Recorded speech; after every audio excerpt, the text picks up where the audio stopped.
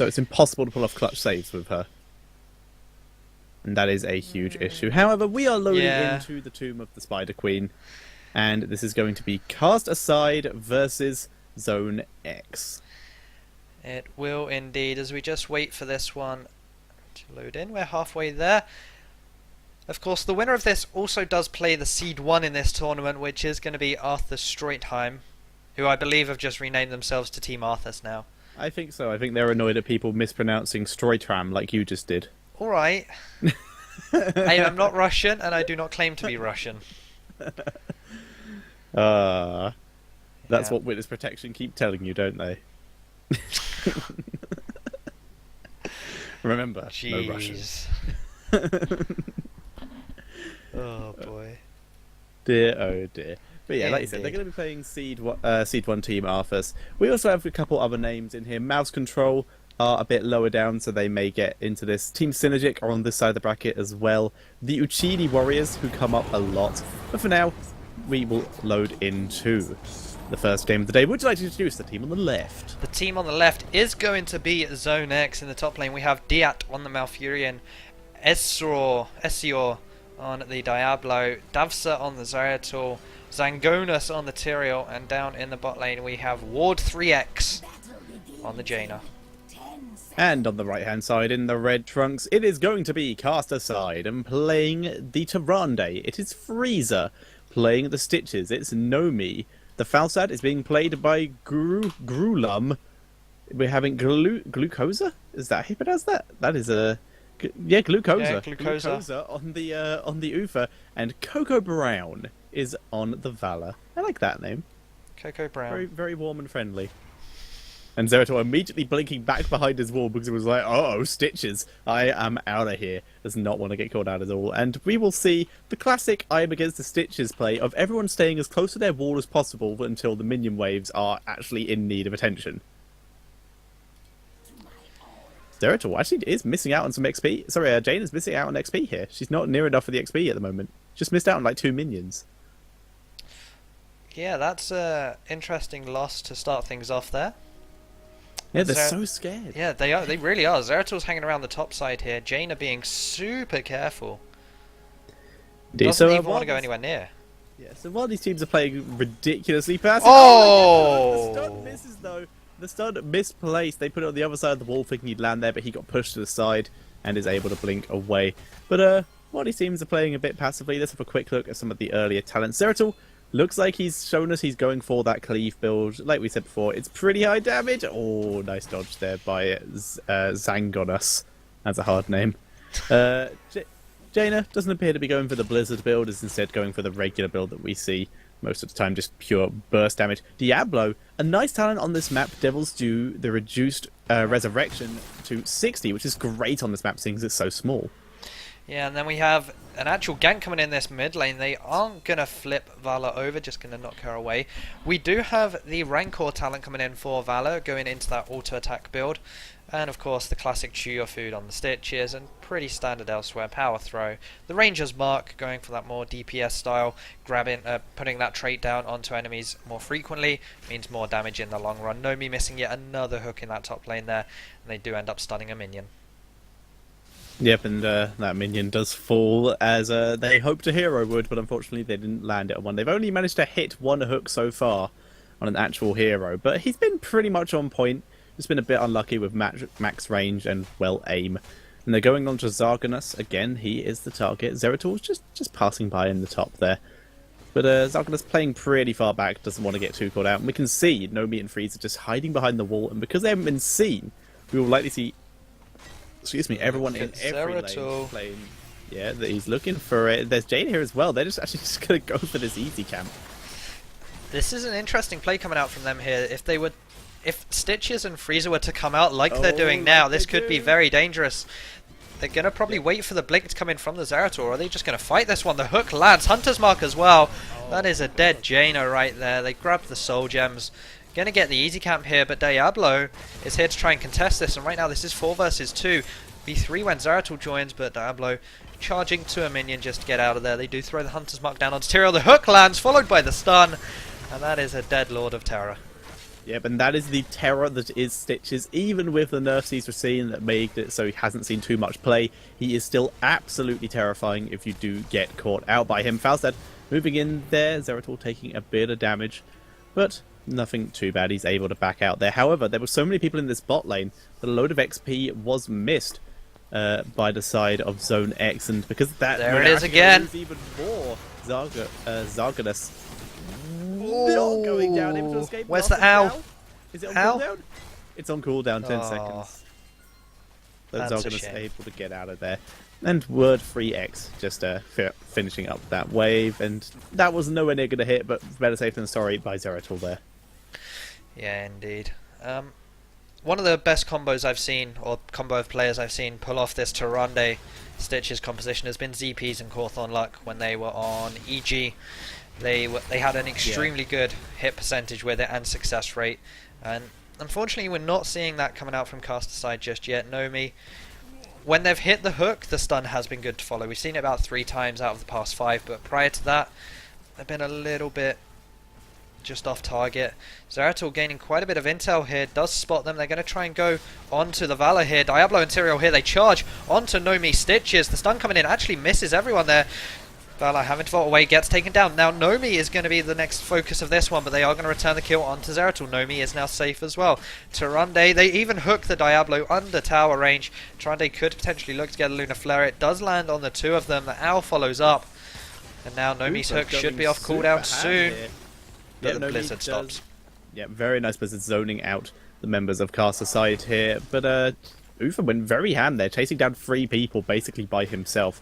But that was a nice invade there by the team of Zone X. They were actually able to grab that hard camp, so to put a bit of pressure off that would have been going onto their bot lane.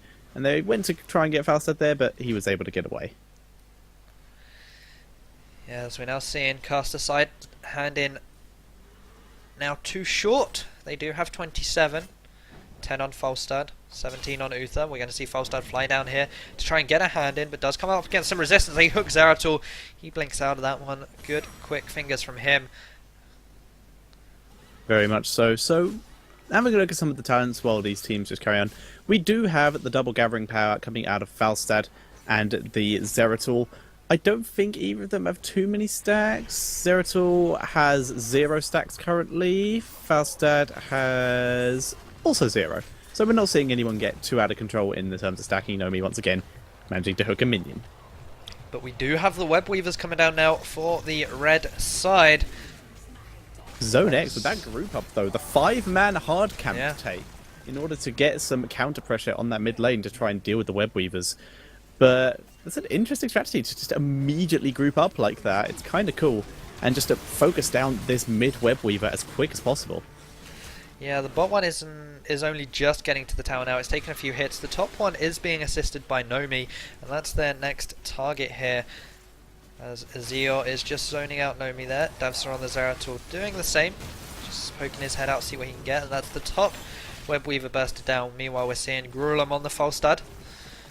Just clear out that hard camp. It didn't actually do too much, to be fair, because the 5 men themselves took out the Web Weaver when they could have potentially gone to another one, cleared that one out, and just let the hard camp deal with the Web Weaver in the mid lane.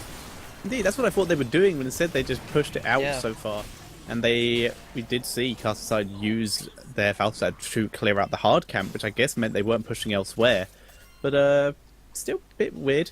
We're now seeing the majority of caster side grouping up in this top lane, as they know most of Zone X are in the bot lane, so they're just going to push this out a bit.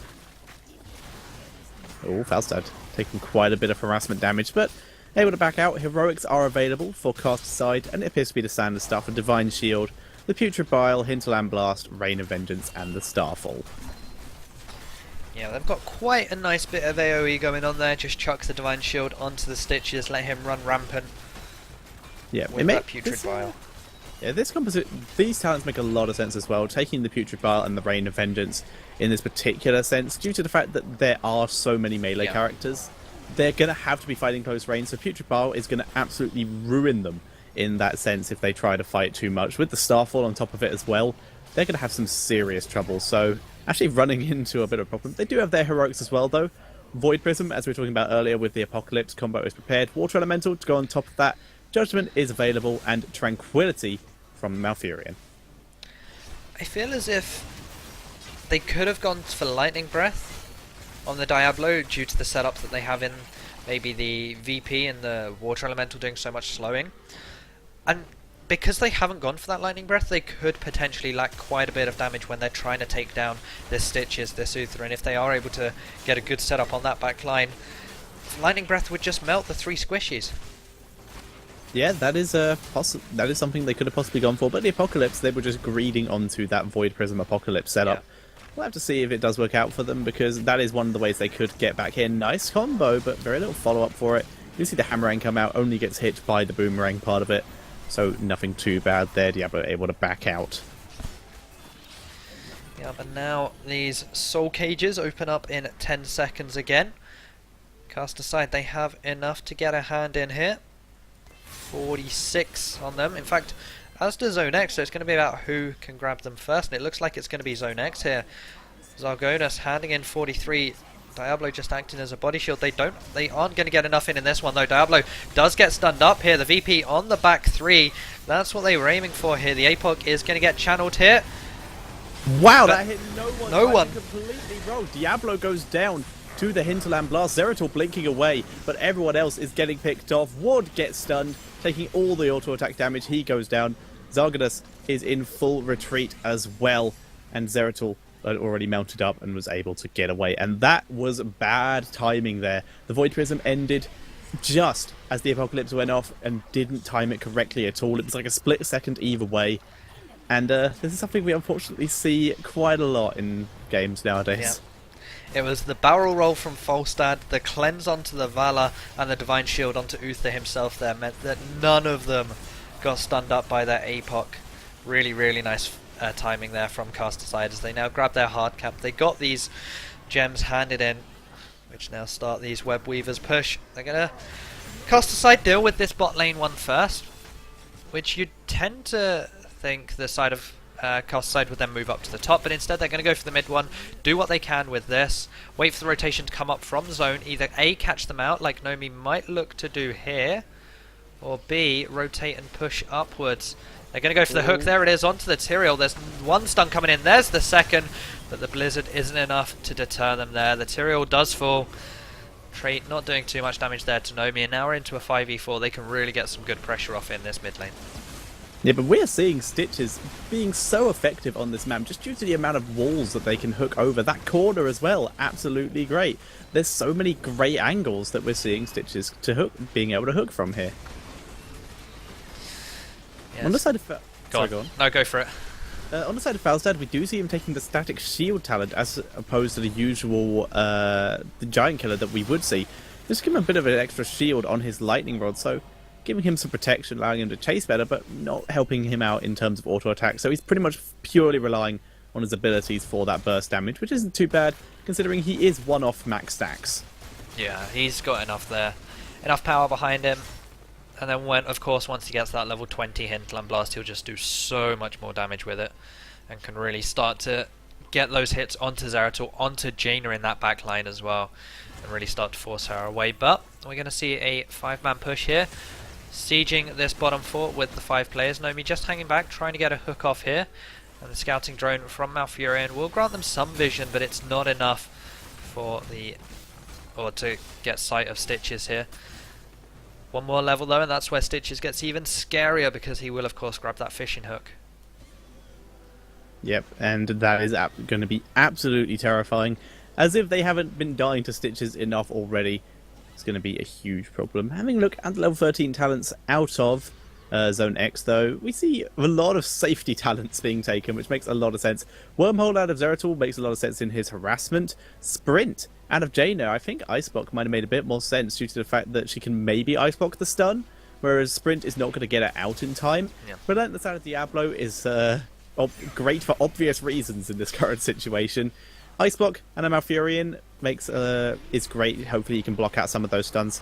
And Burning Rage on Tyrael, just allowing him to frontline a bit better. Yeah, adds that little bit more damage into his kit. Using that Judgment straight in onto a squishy. He's going to be there for 2 seconds or so. That's another 100 damage just shy of. And you never know, that could make the difference in the end here.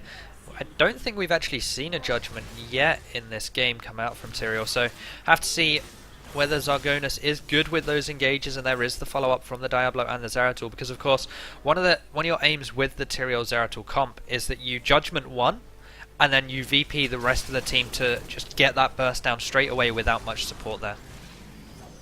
Indeed, that There's is the the case. fishing hook. The fishing hook. The stun did not land though. Vulnerable is down on him, and Diablo taking so much damage. Hinterland Blast for the finish, and they get him, picking him off in the last second there.